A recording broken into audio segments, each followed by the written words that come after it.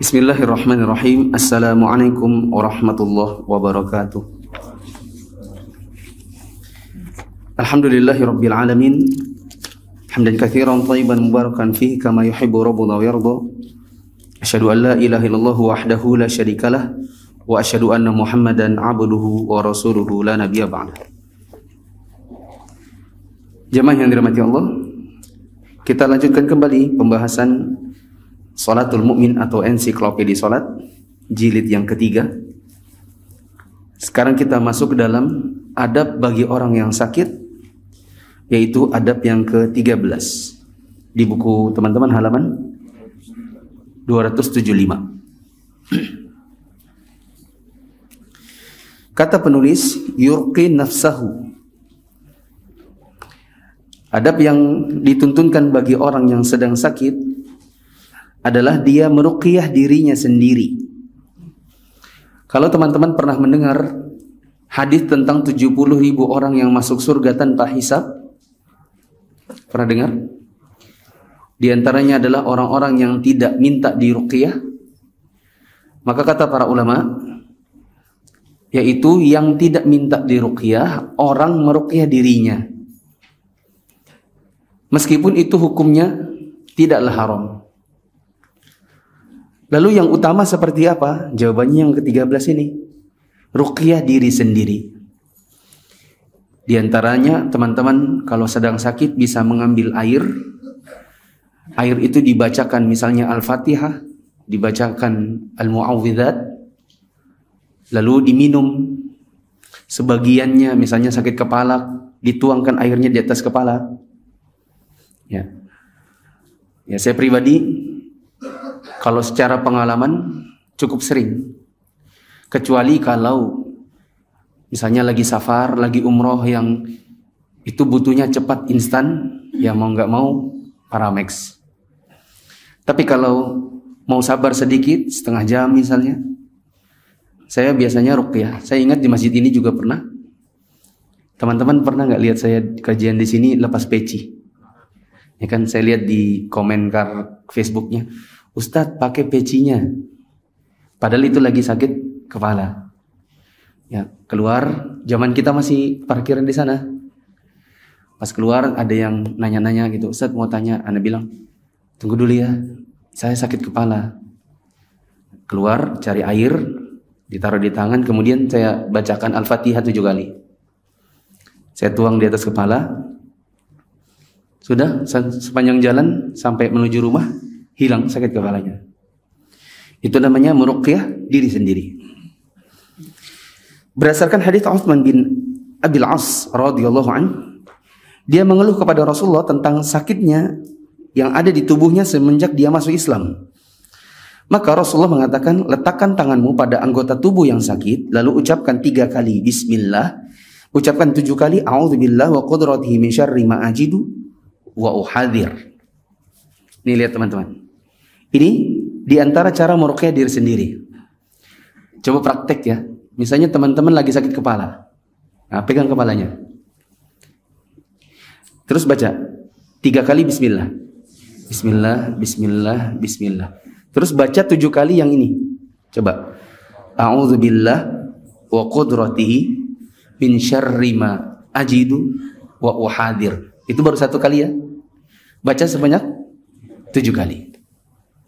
Begitu. Itu diantara cara meruqyah yang lain selain menggunakan media air. Diriwayatkan dari Aisyah radhiyallahu anha, Nabi SAW meniupkan nafasnya. Meniup nafas ini bukan begini. Bukan begitu. Saya buka masker untuk perlihatkan. Kalau bahasa Arabnya, saya tadi sudah periksa di kitab aslinya, ya, nafas namanya. Apa namanya? Ya, nun fa sa. Nafas. Coba bilang.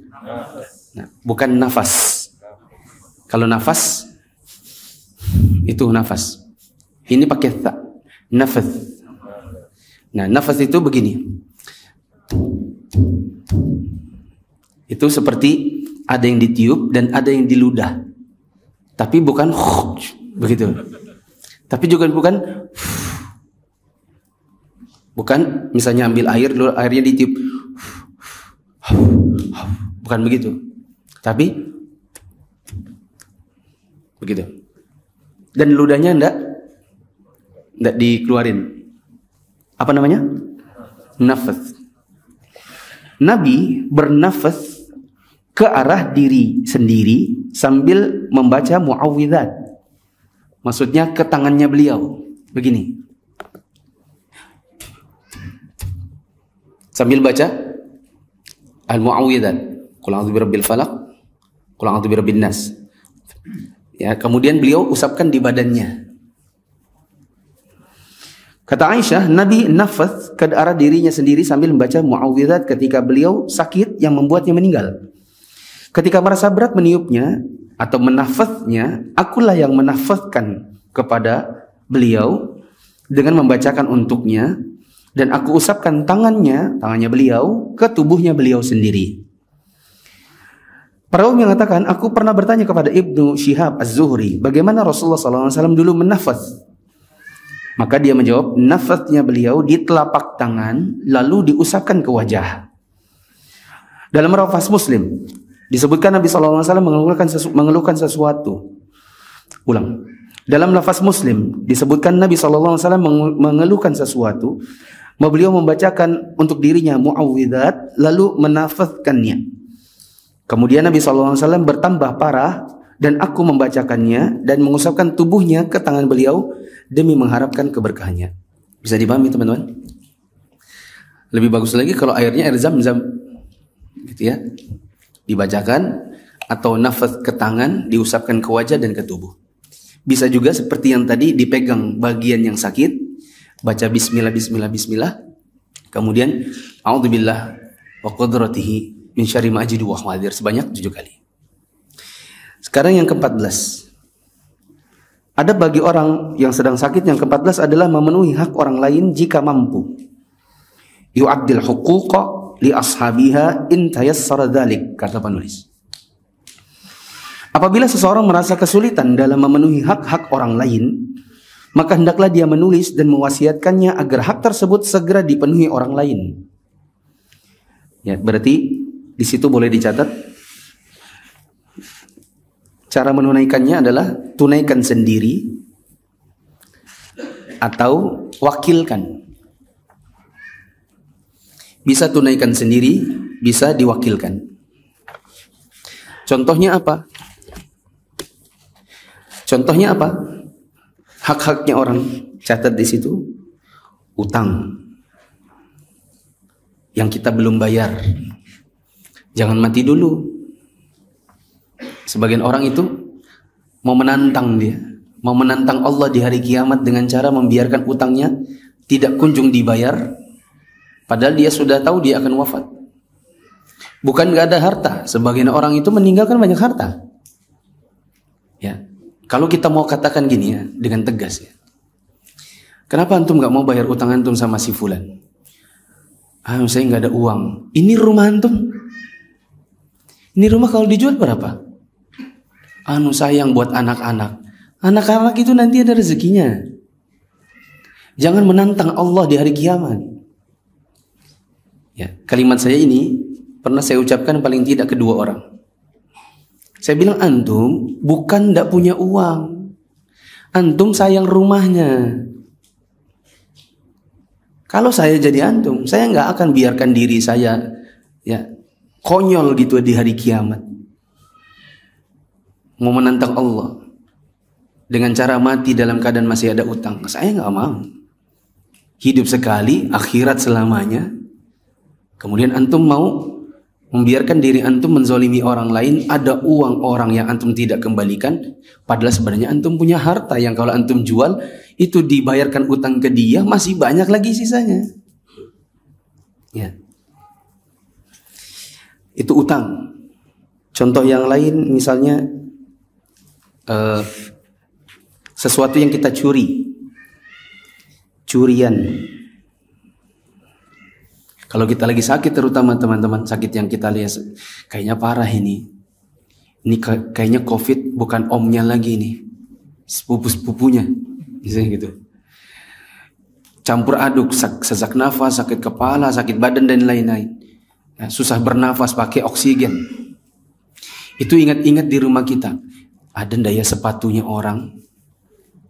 Ada nggak ya bajunya orang masih di rumah? Ada ndak ya utang dagang? Apa yang kupinjamnya? Jangan sampai nanti di rumah itu ada barang yang dikira anak-anak kita itu adalah barang kita, lalu dijualnya dijadikan ahli waris, dijadikan warisan. Padahal itu sebenarnya punya orang, belum kita kembalikan. Ya. Nah, teman-teman yang dirahmati Allah, Rasulullah SAW mengatakan, saya lompat-lompat ke hadis yang sesuai saja ya, karena ini cukup panjang pembahasannya. Nomor 14. Hadis dari Abdullah bin Amr radhiyallahu anhuma. Rasulullah sallallahu alaihi wasallam mengatakan, "Wa man mata wa alaihi dainun falaysa thamma dinarun wala dirhamun, walakinnaha al-hasanatu wa sayyi'at." Sampai selesai hadisnya. Barang siapa yang meninggal sementara dia masih menanggung utang, maka selanjutnya di sana di akhirat tidak ada lagi dinar dan dirham, tidak ada lagi bayar-bayar utang. Karena nggak ada uang di akhirat, melainkan hanya ada kebaikan dan keburukan. Barang siapa memperkarakan sesuatu yang batil dengan sepengetahuannya, maka dia akan terus mendapatkan murka Allah sampai orang itu mencabut perkaranya. Siapa yang menuduh orang mukmin dengan sesuatu yang tidak pernah dilakukannya, maka dia akan ditahan di dalam cairan lumpur dari kotoran yang keluar dari para penghuni neraka hingga ia menarik tuduhannya. Hadis ini mencakup paling tidak dua hal, teman-teman. Paling tidak dua hal tentang hak orang lain. Satu, utang. Ya enggak? Ada kata-kata utang. Yang kedua apa? Tuduhan. Barang siapa menuduh seseorang, memfitnah orang lain, dan fitnah itu sampai kita mati belum kita cabut, ya. Dan itu banyak terjadi di antara kita. Paling tidak misalnya seseorang ya, berkata tentang kehormatan orang lain, kemudian mati dalam keadaan belum mencabut tuduhan atau perkataannya tersebut. Apa kata Nabi SAW? Dia ditahan, dibenamkan di dalam sungai Khobal. Coba lihat catatan kaki 341, 342. Di 341 ada kosakata rot'ghah yang berarti tanah dan lumpur yang banyak. Sedangkan Khobal itu cairan perasan penghuni neraka. Ya. Ini akibat bagi orang-orang yang menuduh orang lain atau mencemarkan nama baiknya dengan sesuatu yang tidak pernah dilakukannya. Saya langsung lompat ke paragraf seseorang dituntut.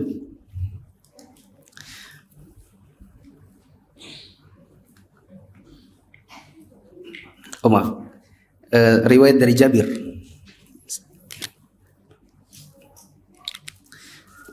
Kita baca kelanjutannya. Dari Jabir bin Abdullah radhiyallahu anhuma, dia berkata, menjelang terjadinya perang Uhud, ayahku memanggilku pada malam hari. Seraya berkata, aku rasa aku ini akan menjadi sahabat Nabi yang pertama terbunuh. Tidak ada sesuatu yang lebih berharga dan lebih mulia yang aku tinggalkan kepada engkau kecuali dirinya Rasulullah SAW.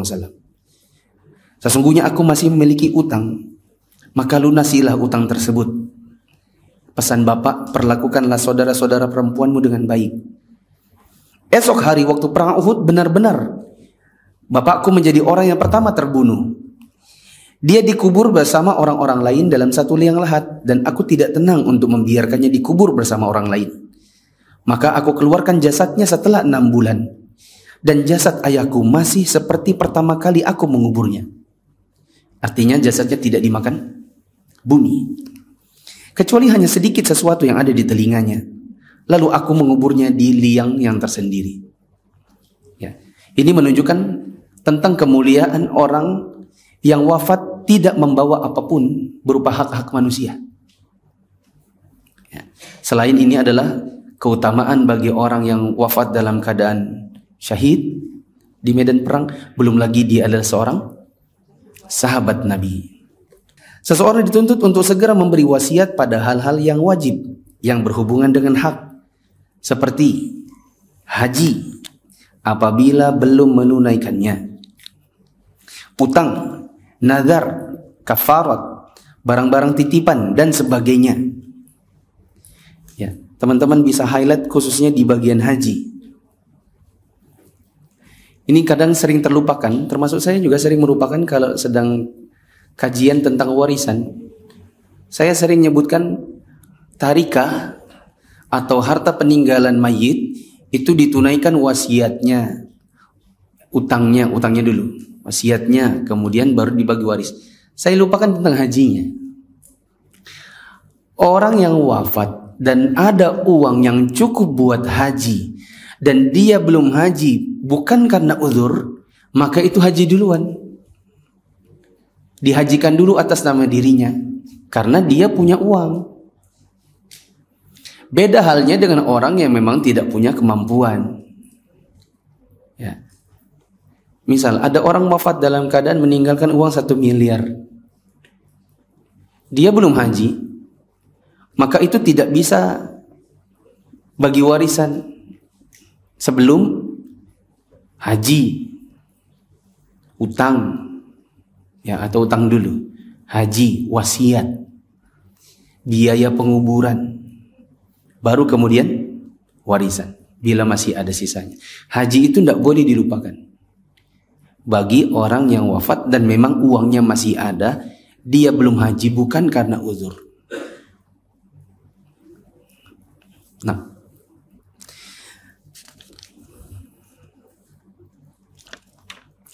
langsung lompat ke firman Allah Ta'ala. Allah juga memperingatkan agar waspada terhadap kezaliman. Wala tahsabanna Allaha ghafilan amma ya'malu adh-dhalimun. Innama yu'akhiruhum liyaumin tashkhasu fihi al-absar. Allah mengingatkan tentang jangan sampai wafat punya kezaliman.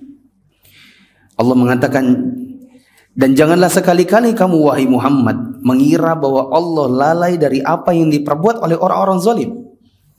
Sesungguhnya Allah hanya memberi tangguh, cuma ditunda kepada mereka sampai hari pada waktu mata mereka terbelalak. Ya, jadi teman-teman yang dirahmati Allah, kalau kita punya kezaliman kepada orang lain, kemudian kok kayaknya aman-aman saja, maka kita katakan itu kezaliman. Allah cuma tunda. Nanti akan datang hari kiamat di mana kita pasti akan bertanggung-jawaban. Kita akan bertanggungjawabkan apa yang kita lakukan. Kita lompat kepada firman Allah, wa idh qala Luqmanu li ibnihi wa huwa ya'idhu ya bunayya la tusyrik billah inna syirka la dzulmun 'adzim. Dan ingatlah ketika Luqman berkata kepada anaknya waktu dia memberikan pelajaran kepadanya, wahai anakku, janganlah kamu mempersekutukan Allah. Sesungguhnya berbuat syirik atau mempersekutukan Allah itu betul-betul merupakan kezaliman yang terbesar. Ya, yang dizalimi ini adalah Allah Ta'ala. Zalim itu apa sih? Zalim itu artinya mengambil hak, ya, merampas hak. Dan haknya Allah untuk kita ibadahi Dia satu-satunya. Kalau kita melakukan peribadatan kepada yang selain Allah, itu namanya merampas hak Allah. Bahasa lainnya apa? Kezaliman. Kita lompat ke hadis Jabir. Diriwayatkan dari Jabir bin Abdullah radhiyallahu anhuma, Rasulullah sallallahu alaihi wasallam mengatakan, ittaqu dzulma fa inna dzulma dzulumatun yaumil qiyamah. Takutlah kalian terhadap kezaliman, karena kezaliman adalah kegelapan pada hari kiamat. Nabi SAW mengatakan dalam hadis Ibnu Umar radhiyallahu anhuma, al-muslimu akhul muslimi la yadhlimuhu wa la yuslimuhu. Seorang muslim adalah saudara bagi muslim lainnya. Seorang muslim tidak boleh menzalimi saudaranya dan tidak boleh membiarkannya celaka. Kita lompat ke hadis riwayat Abu Hurairah. Ya, teman-teman, sengaja saya lompat-lompat Karena sudah saya baca duluan, saya hanya pilih mana yang paling berkenaan dengan judul. Ya, supaya tidak menghabiskan waktu untuk mensyarah yang tidak berkenaan dengan judul. Dari Abu Hurairah radhiyallahu anhu, Rasulullah sallallahu alaihi wasallam bersabda, "Tahukah kalian siapa orang yang bangkrut itu?" Maka Nabi sallallahu alaihi wasallam mengatakan, "Innal muflisa min ummati man ya'ti yaumal qiyamati bi salatin wa siyamin wa zakatin wa ya'ti qad syatama hadha wa qadhafa hadha wa akala mala hadha wa safaka dama hadha wa daraba hadha," dan seterusnya. Sesungguhnya orang yang bangkrut dari umatku pada hari kiamat adalah yang datang di hari kiamat membawa pahala puasa, pahala salat, pahala zakat, tapi dia dulu suka mencela orang yang ini, menuduh orang yang itu, makan hartanya si ini, membunuh si itu, memukul si yang itu. Ya. Apa kata Nabi SAW? Nanti di hari kiamat dia bangkrut karena kebaikannya, pahalanya diberikan kepada orang ini dan itu yang dia zalimi dulu. Kalau ternyata kebaikannya habis, sementara dosa-dosanya belum tercukupi, ya, belum tertunaikan kewajiban-kewajibannya, maka akan diambilkan dosa-dosa orang yang dizalimi ditimpakan kepada dirinya. Itu namanya bangkrut. Bawa banyak pahala, tapi pahalanya dibagi-bagi ke orang-orang yang dulu dizaliminya. Nggak cukup pahalanya, dosa-dosanya orang-orang itu ditimpakan ke dia. Ya. Kemudian dalam sabda Nabi SAW yang berikutnya, bahwa orang zalim itu akan dituntut untuk menunaikan hak makhluk atas dirinya, sampai hewan pun akan menuntut hak sesama binatang. Nabi SAW mengatakan, la tu'addunnal huquqa ila ahliha yawmal qiyamah hatta yuqada lisyatil jalha minasyatil qarna. Sesungguhnya kalian akan benar-benar menunaikan hak-hak kepada pemiliknya pada hari kiamat, sampai-sampai kambing yang tidak bertanduk akan diberi hak untuk membalas kambing yang bertanduk. Kezaliman menyebabkan hamba masuk neraka meskipun kezalimannya ringan. Nabi SAW mengatakan, "Man yaqtata'a haqqam imri'in muslim biyaminihi faqad aujaballahu lahun nar wa harrama 'alaihi al-jannah." Barang siapa yang merampas hak seorang muslim dengan sumpah palsu, maka Allah akan menetapkan baginya neraka dan mengharamkan atasnya surga. Ada yang bertanya, meskipun cuma sesuatu yang ringan Rasulullah? Maka Rasulullah mengatakan, meskipun itu cuma soal sebatang kayu arak. Hanya soal sebatang kayu. Itu akan dimintai pertanggungjawaban di hari kiamat nanti. Ayo teman-teman, coba kita mikir sendiri dulu ya. Saya kasih waktu beberapa detik lah. Ada nggak ya hak-hak orang lain yang masih kita tahan? Ya.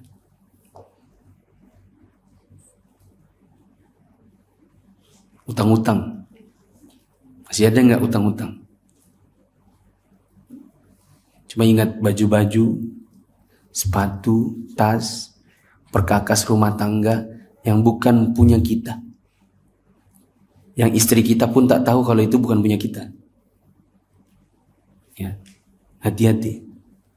Termasuk buku perpustakaan masjid yang kita pinjam dan belum dibalikin. Mushafnya masjid. Mungkin kalau antum pulang di perpustakaan antum buka, itu ada stempel Masjid Istiqlal, ya, atau Masjid Nasa'i, buku-bukunya. Saya kehilangan satu buku yang berharga. Saya pernah ngumumkan di grup, nggak ada yang ngaku. Ya, nggak tahu sudah kemana bukunya. Buku apa namanya? Umdatul Ahkam. Tebalnya segini. Bukan soal tebalnya sih. Itu kalau beli 200 ribuan. Bukan soal tebal dan harganya. Masalahnya di situ banyak catatan-catatan saya berharga. Catatan-catatan tangan. Yang saya mau ngajar, jadinya kehilangan catatan.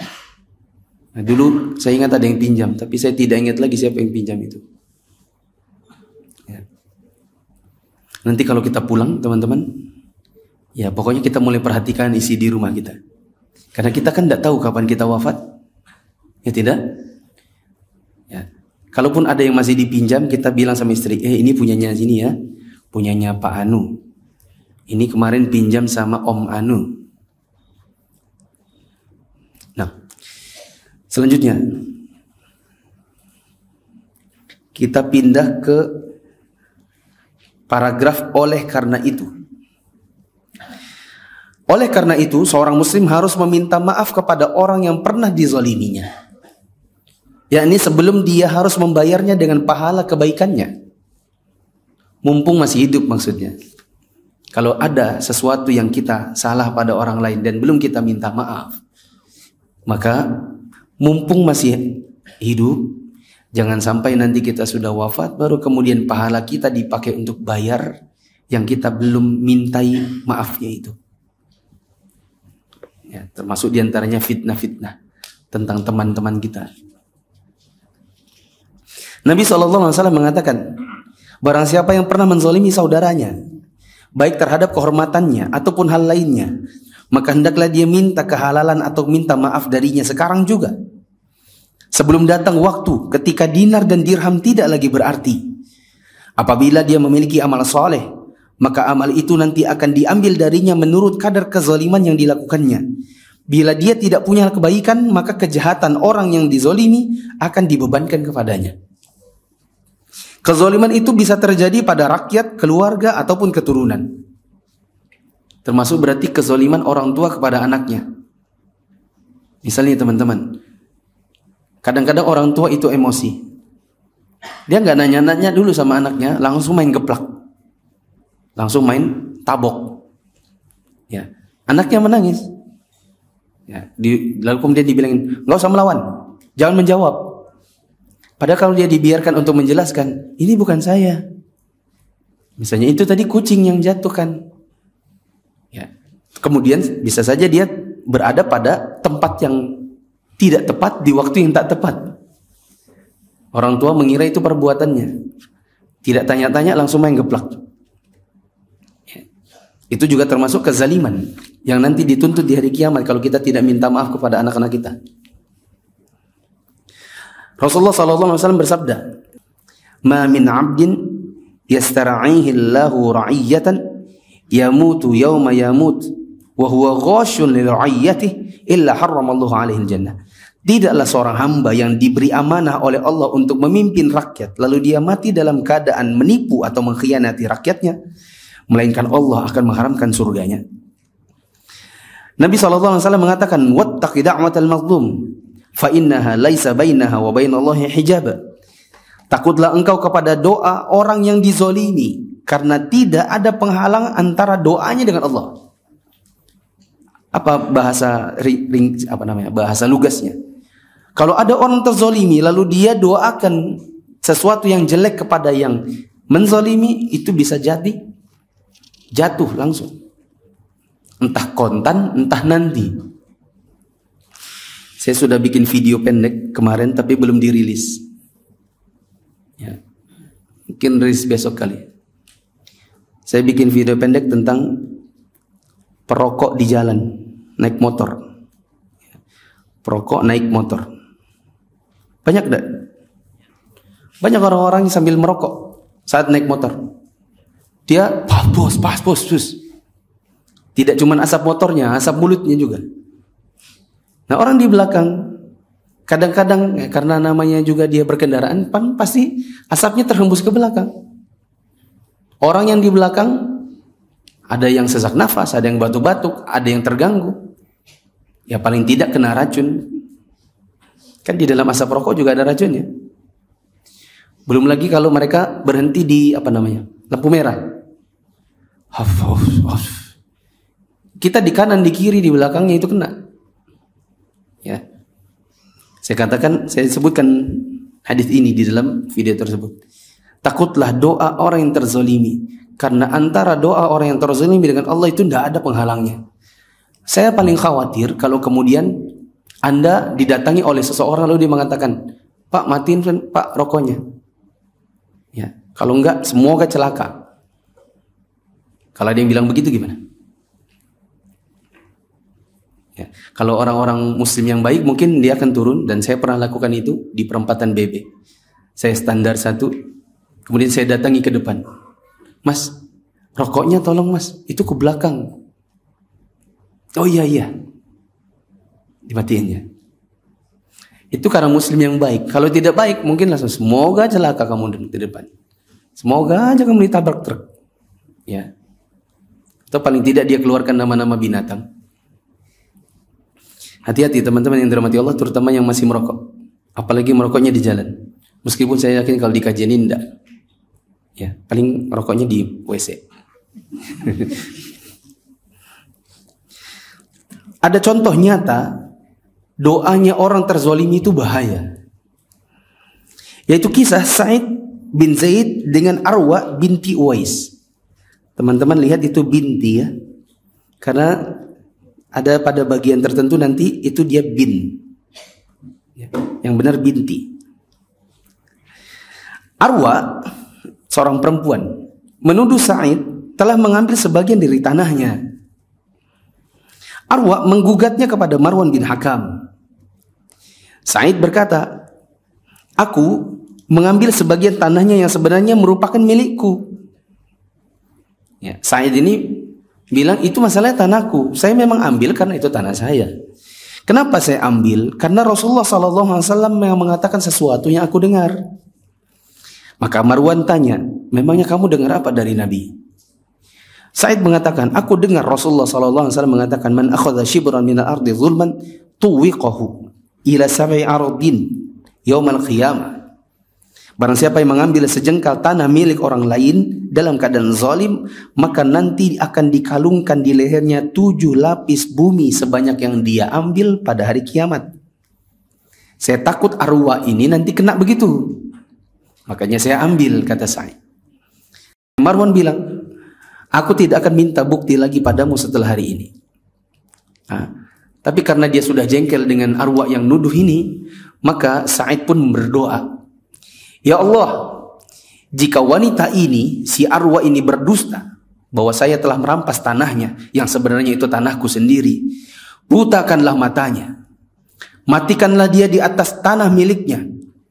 Dalam riwayat lain, jadikan kuburnya dalam rumahnya sendiri. Sa'id melanjutkan, dan aku melihat betul-betul wanita ini akhirnya betul-betul buta. Dia berjalan sambil meraba dinding-dinding seraya berkata, aku dulu terkena doanya Sa'id. Ketika dia berjalan di rumahnya, dalam suatu riwayat dia berjalan di atas tanah miliknya dan melewati sebuah sumur di dalam rumahnya, dia jatuh ke sumur tersebut dan jadilah sumur itu kuburannya. Contoh yang lain adalah doanya Sa'ad bin Abi Waqqas dari Jabir bin Samurah radhiyallahu anhu. Dia berkata, ada seorang penduduk Kufah mengadukan Sa'ad dan menuduhnya sesuatu kepada Umar yang membuat dia diberhentikan dari jabatannya, dan ditunjuklah Ammar untuk menggantikannya sebagai imam salat. Umar mengirim utusannya, lalu Sa'ad menghadap kepada Umar. Umar lalu nanya gitu, wahai Abu Ishaq, mereka itu menuduh engkau tidak bisa memimpin salat dengan baik, betulkah? Maka Sa'ad bin Waqqas mengatakan, demi Allah, aku itu salat bersama mereka sebagaimana salatnya Rasulullah SAW. Aku tidak kurangi sedikit pun. Aku salat Isya dengan memperpanjang 2 rakaat pertama, mempersingkat 2 rakaat terakhir. Ya. Maka Umar mengatakan, ya begitulah, kami sih memang menyangkanya juga seperti itu. Ya. Tapi setelah itu, Umar mengirimkan 1 atau 2 utusan bersamanya ke Kufah. Kemudian mereka bertanya kepada penduduk Kufah tentang dirinya. Kalau ada masjid, dimampiri begitu. Lalu ditanya, memang Sa'ad itu bagaimana sih orangnya? Ya, sampai di masjid milik Bani Abbas, ada yang bernama Usama bin Qatadah. Ya, dan orang ini sering dipanggil Abu Sa'dah. Si Usama ini bilang begini, kalau ditanya kepada saya, maka saya bilang Sa'ad itu orangnya nggak ikut perang, tidak membagi dengan adil, tidak memutuskan perkara dengan bijak. Pokoknya dijelek-jelekkan namanya. Maka Sa'ad mengatakan, demi Allah aku benar-benar akan berdoa dengan 3 perkara. Ya Allah, jika hambamu yang ini, si orang itu berdusta, melakukannya karena riya dan menyebarkannya karena ingin didengar orang, maka panjangkan umurnya, panjangkan kemiskinannya, hadapkanlah dia kepada berbagai macam fitnah. Didoakan jelek oleh Sa'ad. Ya. Setelah itu apabila Abu Sa'ad ditanya, maka dia mengatakan, aku ini sudah sangat tua dan banyak tertimpa fitnah. Itu dulu karena doanya Sa'ad. Ya. Dan ada yang mengatakan, Abdul Malik mengatakan, aku melihatnya setelah kelopak matanya mengendur sehingga menutupi matanya disebabkan sangat tua, tapi dia masih suka menggoda gadis-gadis di jalan dengan isyarat matanya. Ya. Ini tua-tua apa? Tua-tua nggak tahu diri. Hadis-hadis di atas menguatkan doa orang yang dizolimi itu bisa terkabul, bahkan meskipun dia orang yang suka berbuat keji dan maksiat sekalipun. Kita lompat ke paragraf yang agak bawah. Hakikat kezoliman adalah meletakkan sesuatu pada bukan tempatnya, dan zolim itu dibagi jadi dua. Pertama, zolim pada diri sendiri, dan ini dibagi dua lagi. Pertama, zolim terhadap diri sendiri dengan berbuat syirik. Dan syirik itu dosa besar yang tidak akan diampuni sebelum taubat, ya, jika mati dalam keadaan tidak taubat. Saya ulang. Pertama adalah kezoliman terhadap diri sendiri. Dan ini dibagi menjadi dua. Pertama adalah zolim terhadap diri sendiri dengan syirik. Dan syirik itu adalah dosa yang terbesar, yang jika seseorang wafat dalam keadaan tidak taubat, maka dosa tersebut tidak diampuni. Yang kedua adalah menzolimi diri sendiri dengan maksiat. Maka orang seperti ini berada di bawah kehendak Allah. Jika Allah kehendaki akan diampuni, jika Allah kehendaki maka dia akan disiksa. Kezoliman yang kedua adalah yang dilakukan kepada sesama makhluk. Dan kezoliman seperti ini Allah akan biarkan yang punya hak untuk menuntut selama yang menzolimi belum minta maaf kepadanya di dunia. Ya. Dan seandainya Allah nanti menyiksa orang yang berbuat zalim karena kezaliman mereka, maka Allah juga tidak dikatakan zalim. Ya, wallahu a'lam bishawab. Maka teman-teman yang dirahmati Allah, dari poin ke-14 ini, kalau kita dalam keadaan sakit, apalagi sakit-sakit yang kita sudah mulai meyakini bahwa jangan-jangan ini adalah akhir hayat kita, maka kita fikirkan betul-betul setiap dari kezaliman yang pernah kita lakukan. Dan pasti ada.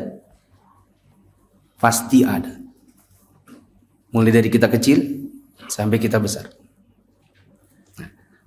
Contoh kecil, pulang sekolah, lewat rumahnya orang, di situ ada pohon serinya, pohon kersen. Nggak izin, langsung naik, diambilin buahnya. Yang punya rumah keluar, baru larian.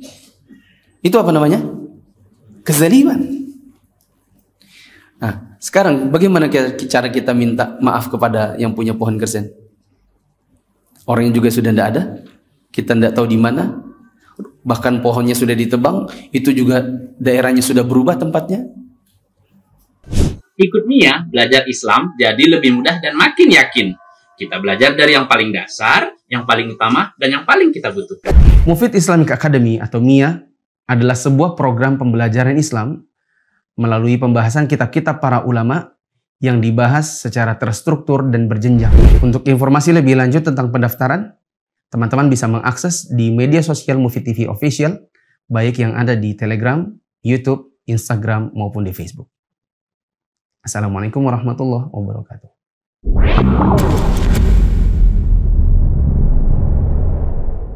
Kenali agama kita lebih dalam dengan belajar di Mufid Islamic Academy. Anda ingin belajar agama runut dari dasar, akan tetapi terkendala dengan pekerjaan usia? Jangan khawatir, bergabunglah bersama MIA.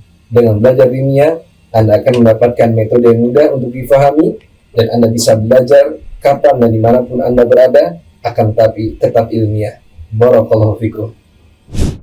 Adab yang ke-15 adalah yushra'u lahu an yusiya bithuluth fa'aqal li ghairi warithin. Disyariatkan memberikan wasiat sebanyak sepertiga atau kurang dari sepertiga untuk yang bukan ahli waris. Untuk yang bukan ahli waris. Karena kalau ahli waris sudah ada warisan untuknya. Ya, nggak boleh misalnya mengatakan aku wasiatkan 1/3 ini buat anakku, sementara anaknya juga sudah dapat bagian dari waris. Tidak diragukan lagi bahwa sedekah ketika sehat lebih besar pahalanya. Ini highlight teman-teman. Sedekah ketika sehat itu lebih besar pahalanya. Mungkin ada yang justru mengira, loh bukannya sedekah pas lagi sakit lebih besar pahalanya? Jawabannya tidak. Sedekah waktu sedang kita sehat-sehatnya itu justru lebih besar karena memang lebih berat. Kalau lagi sehat seperti ini, kita disuruh misalnya wakafkan saja sudah tanahmu itu. Itu kita mikir gini, aduh ini setahun lagi nanti, kalau setahun lagi nanti harga naik nanti kan buat anak kita yang dan banyak yang dipikir. Karena masih sehat. Coba kalau sudah kayak gitu nafasnya. Sedekahkan sudah Pak tanahnya. Iya sudah. Sedekahkan sudah. Ya. Jadi rela. Kenapa? Dia tahu dia mau mati. Itu sudah tak berharga lagi. Makanya sedekah waktu sehat itu lebih berharga, lebih berpahala karena lebih berat. Coba lihat. Ada hadisnya. Abu Hurairah berkata, seseorang datang kepada Nabi dan bertanya, wahai Rasulullah, sedekah apa yang paling besar pahalanya? Rasulullah mengatakan, inta saddaqa wa anta sahihun syahih takhshal faqr wa ta'malul ghina. Engkau bersedekah waktu sehat, bakhil, takut miskin dan ingin kaya. Gitu. Oleh sebab itu janganlah engkau menunda-nunda sampai roh sampai di kerongkongan, lalu baru engkau mengatakan, oh yang ini untuk yang fulan, yang ini nanti buat anu deh. Padahal sebenarnya fulan-fulan itu juga ada ahli warismu. Ada riwayat dari Abu Habibah At-Ta'i. Dia berkata, saudaraku mewasiatkan sebagian hartanya kepadaku. Ketika aku bertemu dengan Abu Darda, aku bertanya, saudaraku mewariskan sebagian hartanya untukku. Kepada siapa baiknya aku infakkan? Orang fakir, miskin, atau yang berjihad di jalan Allah? Dan seterusnya sampai perkataan Nabi, "Matsalul ladzi ya'tiqu 'indal mauti kamatsalil ladzi yuhdi idza syabi'a." Perumpamaan orang yang memerdekakan budak padahal dia sudah mau mati itu seperti orang yang memberi hadiah tapi udah kenyang duluan. Itu sama seperti orang yang disuruh bersedekah tapi masih sehat. Sudah mau bersedekah, mau berinfak, mau wakaf macam-macam, tapi sudah nafasnya setengah-setengah. Itu apa perkataan Nabi? Seperti orang yang mau sedekah tapi sudah kenyang. Coba kalau kita di rumah ada makanan gitu kan, banyak itu pizza macam-macam, terus makan, sudah kenyang, sisanya kasih orang. Mana yang lebih berat dengan pas lagi masih banyak-banyak, panggil tetangga-tetangga makan bersama. Mana yang lebih berat? Yang pertama atau yang kedua? Yang kedua. Karena kita ya memang tamaknya kita maunya semua. Ya, itulah kenapa sedekah di waktu sedang sehat itu lebih utama daripada waktu sakit. Termasuk diantaranya lebih baik wakaf atau merelakan sebagian dari harta kita di waktu kita sehat. Lebih baik di sisi Allah daripada sudah sakit-sakitan baru bikin wasiat. 1/3 nanti buat panti yang nanti ini buat pesantren ini, yang itu dan seterusnya. Saya ringkas. Langsung lompat ke paragraf wasiat tidak boleh lebih dari 1/3. Wasiat tidak boleh lebih dari 1/3. Berdasarkan hadis Sa'ad bin Abi Waqqas, Rasulullah SAW menjengukku ketika haji wada, ketika sakit yang hampir saja mengantarkanku kepada kematian. Singkatnya, dia tanya kepada Nabi, bolehkah saya sedekahkan 2/3 harta? Ya, Nabi bilang tidak boleh. Kalau sedekah setengahnya, nggak boleh. Ditanya lagi, kalau 1/3, maka Nabi mengatakan 1/3 saja dan itu pun sudah besar. Maka ini dalil kalau mau wasiat dengan harta kita maksimal 1/3. Kalau diwasiatkan lebih dari sepertiga, nanti kalau sudah wafat, maka ahli waris menunaikannya hanya sepertiga. Misalnya dia bilang setengah dari seluruh uang tabunganku dan seluruh hartaku buat pesantren, maka yang ditunaikan hanya sepertiga. Yang lebih utama, langsung lompat agak jauh. Yang lebih utama adalah berwasiat dengan jumlah yang kurang dari sepertiga. Ahli waris tidak berhak dapatkan wasiat. Nabi SAW mengatakan, Innallaha ta'ala qad a'ta kulla dhi haqqin haqqahu fala wasiyati liwarith. Sesungguhnya Allah Ta'ala telah memberikan setiap hak kepada pemiliknya dan tidak ada wasiat bagi ahli waris. Lompat agak jauh ke hendaknya wasiat. Dapat? Hendaknya wasiat disaksikan 2 orang laki-laki muslim yang adil. Jika tidak ada, maka boleh juga 2 orang laki-laki yang bukan muslim untuk memperkuat bukti dengan persaksian keduanya jika terjadi keraguan. Ya. Terus ini terburu-buru ya, tapi nggak apa-apa ya. Langsung lompat ke nomor 16. Di antara ada bagi orang yang sedang sakit yang ke-16 adalah diharamkan melakukan hal-hal yang membahayakan dalam wasiat. Yuhramu alaihi al-idraru fil wasiyah. Allah Subhanahu wa taala mengatakan min ba'di wasiyatin yusa biha aw dainin ghairu mudhar.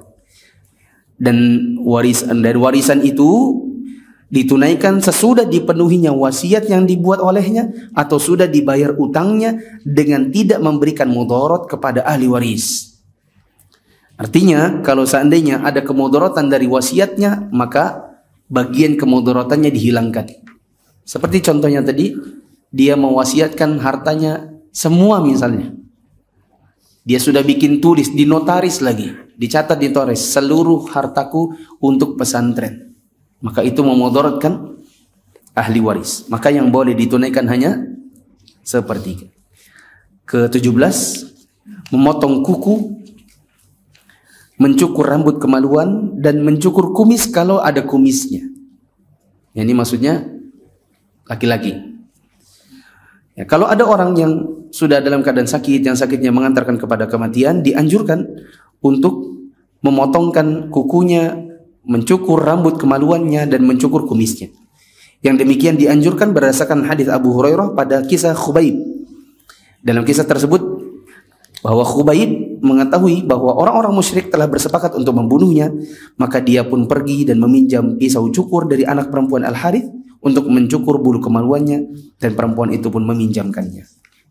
Terakhir, nomor 18, di antara adab bagi seorang yang sedang sakit, apalagi sakit yang sudah parah, berusaha agar akhir ucapannya adalah kalimat la ilaha illallah. Yajtahidu an yakuna akhiru kalamihi la ilaha illallah. Mudah-mudahan Allah memberikan kepada kita petunjuk untuk mengucapkan kalimat tauhid tersebut di akhir wafat kita atau di akhir hayat kita. Berdasarkan hadis Mu'adz bin Jabal, Rasulullah SAW bersabda, "Man kana akhiru kalamihi la ilaha illallah dakhala jannah."